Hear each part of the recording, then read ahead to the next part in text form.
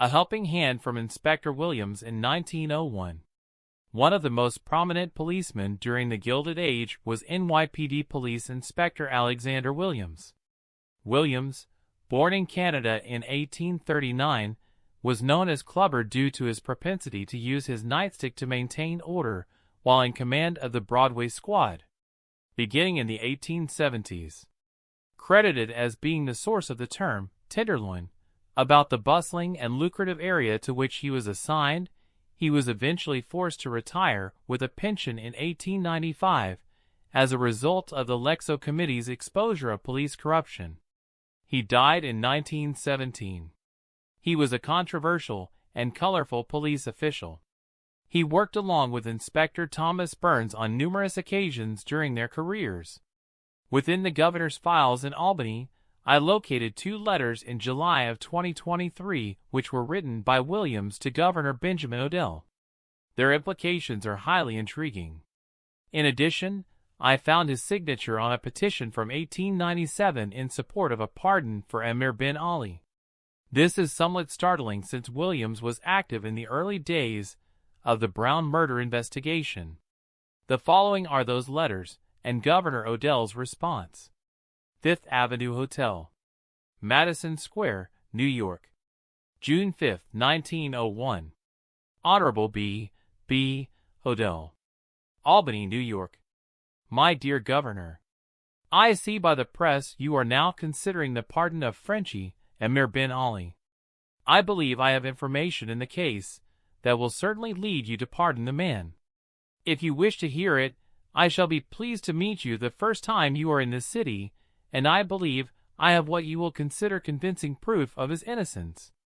Sincerely yours, Captain Alex S. Williams.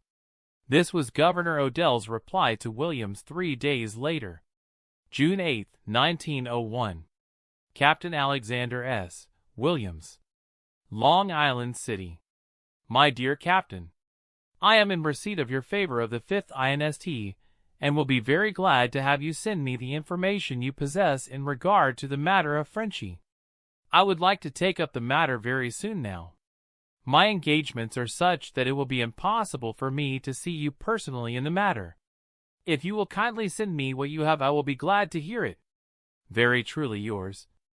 On June 18, 1901, Williams wrote back to Odell a second time. June 18, 1901. My dear Governor, if when you are considering the Frenchie case a pardon, you request ex-Inspector Alex S. Williams and Captain James Price, New York Police, to appear before you in reference to this case, I know they will cheerfully do so, and I believe they will convince you that the convicting evidence in this case is why that a gross injustice has been done to this poor devil. Respectfully yours, Alex S. Williams. No other communication between the 2 men is found in the existing files in Albany. However, in the final commutation of Ali's sentence issued by Governor Odell in April 1902, he wrote this interesting paragraph which might refer to Williams. Affidavits are now produced, made by persons of credit, some of whom had had experience in the investigation of crime, that they visited the scene of the murder shortly after its discovery and made a careful examination of the premises, and that they discovered no blood stains. At all events, none having a tendency to connect the prisoner with the homicide.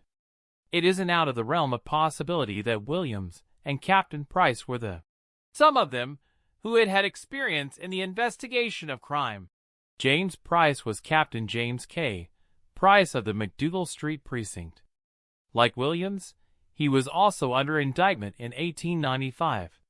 Price was sidelined by charges, which were later dismissed. Jared Flagg, Jr., who filed the charges, was notorious for renting out buildings for immoral purposes. Several questions come to mind.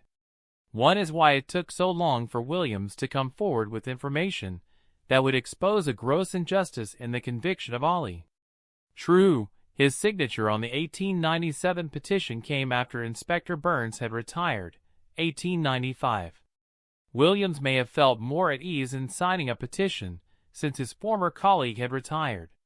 Yet, At any time during the decade Ollie was in prison, rightfully or wrongly, Williams could have approached higher-ups with what he claimed was convincing evidence, at least anonymously.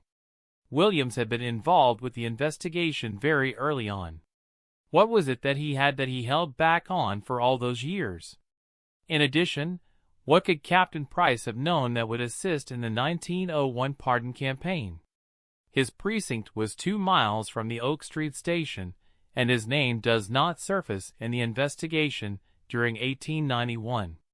Were Williams' actions in signing the petition and his writing the 2 letters acts of contrition for the past charges of corruption that forced his retirement? Or were they fabricated to restore some luster to his legacy after he was forced out of the NYPD, and not of any real value? There are numerous questions pertaining to the case, many of which may never be answered. These recent developments concerning Williams are certainly among them, and deserving of further research and open discussion.